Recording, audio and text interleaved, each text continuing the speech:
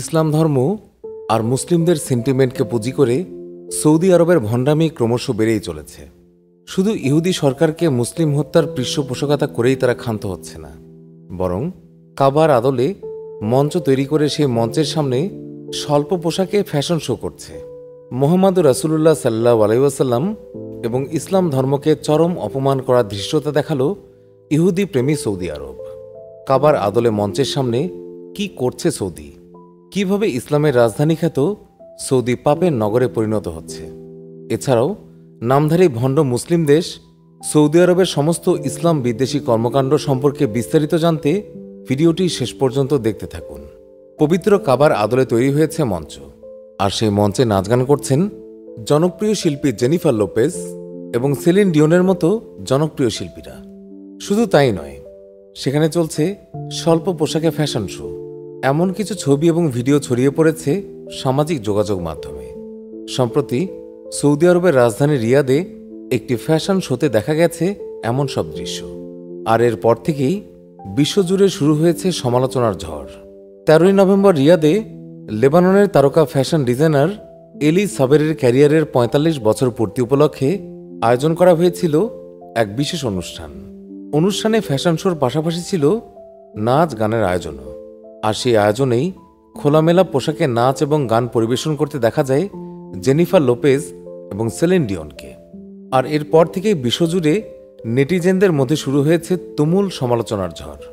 অনেকেই বলছেন হজ এবং ওমরার দেশ সৌদি আরব দিন দিন পরিণত হচ্ছে পাপের স্বর্গরাজ্যে। যেই দেশকে ইসলামের রাজধানী বলা হয়, যেই দেশে জন্ম নিয়েছেন মানবতার মুক্তির দূত হজরত মুহাম্মদ সাল্লাল্লাহু আলাইহি ওয়াসাল্লাম, সেই দেশে কি হচ্ছে এসব? এই ঘটনা ছাড়াও সাম্প্রতিক সময়ে এমন আরও বেশ কিছু ঘটনা ঘটতে দেখা গেছে এই দেশটিতে। 2022-23 অর্থবছরে সৌদিতে 900 মিলিয়ন রিয়াল মূল্যের সিনেমার টিকিট বিক্রি হয়েছে বাংলাদেশি মুদ্রায়, যার মান হয় প্রায় 26 লক্ষ কোটি টাকা। ভবিষ্যতে কিভাবে এই সংখ্যা আরও বাড়ানো যায় তার জন্য সৌদি ফিল্ম কমিশন গঠন করেছে মোহাম্মদ বিন সালমান। নাউজুবিল্লাহ।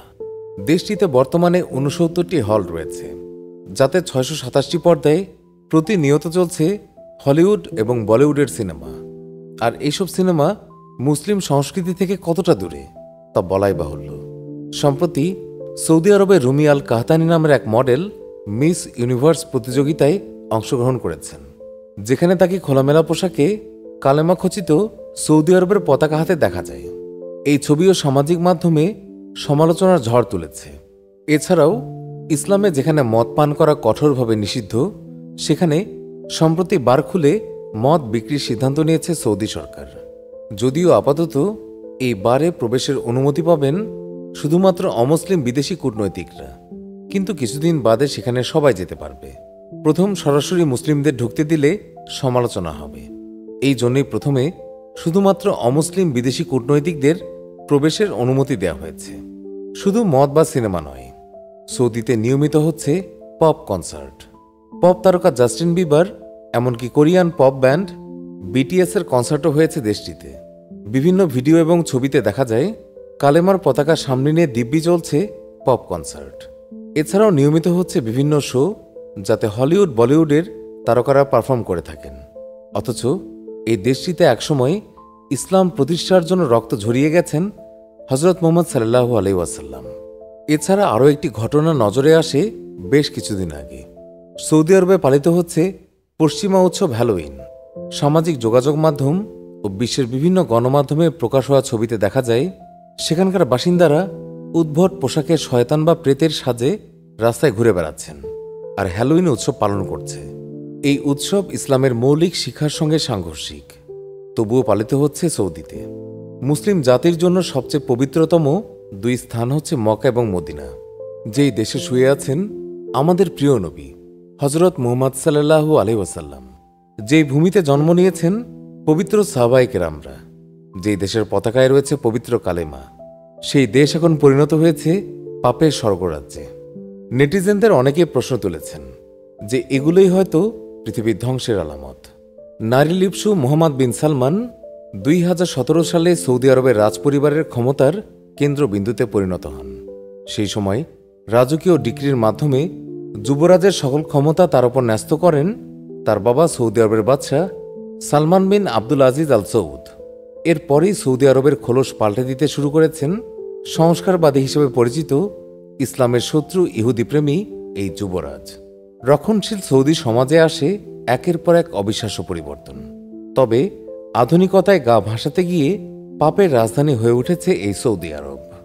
যুবরাজের পাশাপাশি সৌদি আরবের প্রথম প্রধানমন্ত্রী হিসাবেও দায়িত্ব পাওয়ার পর থেকেই তেল নির্ভর অর্থনীতি থেকে সৌদি আরবকে বের করে আনতে বেশ কিছু ইসলাম বিদ্বেষী পদক্ষেপ নেন মোহাম্মদ বিন সালমান।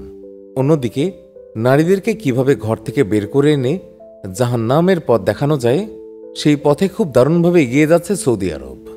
আর এতে তাদের মদত দিচ্ছে ইসরায়েল এবং যুক্তরাষ্ট্র। দেশটিতে নারীদের ড্রাইভিংকে বৈধতা দেয়া হয়েছে। যেই সৌদি রাজপরিবার নিজেদেরকে ইসলামের রক্ষাকর্তা বলে দাবি করে আসছে, সেই মোহাম্মদ বিন সালমান এবং তাদের রাজপরিবার মদ, নারী এবং এহেন অপকর্ম নেই যা তারা করে না। মোহাম্মদ বিন সালমান নিজেও শয়তানের গডফাদার। দুর্নীতির দায়ে সম্প্রতি আটক হওয়া সৌদি যুবরাজ আল ওয়ালিদ বিন তালালের স্ত্রী আমিরা বিনতে আইডেন বিন তায়েফ সম্প্রতি রাজপরিবারের অন্ধকার দিকের কথা তুলে ধরেছেন। তিনি বলেন, জেদ্দা শহরকে এরা দাস বাজারে পরিণত করেছে। সেখানে অল্প বয়সী নারী বিক্রি থেকে শুরু করে মদ, সেক্স পার্টির মতো সব রকম ব্যভিচারী হয়ে থাকে। পুলিশ এইসব ব্যাপারে অবহিত থাকলেও শুধুমাত্র চাকরি হারানোর ভয়ে কোনো উদ্যোগী নেয় না। কেননা শহরের সব অপরাধের পেছনে সৌদি রাজপরিবারের সদস্যরা প্রত্যক্ষভাবে জড়িত। আরও জানলে অবাক হবেন, সৌদি আরবে এখনও দাস প্রথা রয়েছে, তবে সেটি গোপনে এবং অন্যভাবে হয়ে থাকে। রাজপরিবারের কিছু সুবিধাভোগী ব্যক্তি সেখানে দাস বিক্রি করে থাকেন। আর এইসব দাস বেশিরভাগ ক্ষেত্রে আনা হয় Sri Lanka, Bangladesh, Philippines, Somalia, Nigeria, Romania এবং বুলগেরিয়া থেকে। এছাড়া দেশটিতে নারী গৃহকর্মীরা প্রতিদিন ধর্ষিতা হচ্ছে, কিন্তু কোনো বিচার হয় না। চলুন সৌদির ইসলাম বিরোধী ইতিহাস সম্পর্কে আরও কিছু অবাক করা তথ্য জেনে নেওয়া যাক। সৌদি আরব নিজেদের ক্ষমতা কক্ষিগত করার জন্য ইসলামের ইতিহাসের সর্বশেষ খেলাফত ব্যবস্থা উসমানী খেলাফতের বিরুদ্ধে বিদ্রোহ করে। ক্ষমতার লোভে উসমানী খেলাফতের বিরুদ্ধে ব্রিটিশদের সহযোগী শক্তিতে পরিণত হয়। অবশেষে ব্রিটিশ অস্ত্র এবং সৈন্যের সহায়তায় খেলাফতে উসমানিয়ার বিরুদ্ধে তথাকথিত বিজয় অর্জন করে সৌদি রাজপরিবার শাসন ব্যবস্থা কায়েম করে। এর মানে অত্যন্ত পরিষ্কার, এই রাষ্ট্র প্রতিষ্ঠা হয়েছে মুসলমানদের রক্তের উপর, প্রতিষ্ঠা হয়েছে ইসলামী খেলাফতের বিরুদ্ধে। সুতরাং এই পরিবারের শাসন থেকে ইসলামের কোনো মৌলিক অধিকার বা সেবা আশা করাটা বোকামি ছাড়া কিছুই নয়। এখানেই শেষ নয়, সৌদি আরব সম্পর্কে আরও কিছু কথা না বললেই নয়। কুরআন এবং হাদিসে স্পষ্ট নিষেধ থাকা সত্ত্বেও আরবের পবিত্র মাটিতে খ্রিস্টিয়ানদের ঘাঁটি করার সুযোগ করে দিয়েছে এই সৌদি সরকার। যেহেতু ক্ষমতায় টিকে থাকাই তাদের মূল লক্ষ্য, সেই উদ্দেশ্য বজায় রেখে হারামাইনের সৌন্দর্য বর্ধনকে তাদের বিশাল খেদমত হিসেবে পেশ করলেও এটা আসলে তাদের বাৎসরিক একটি ইনকামের সোর্স ছাড়া আর কিছুই নয়।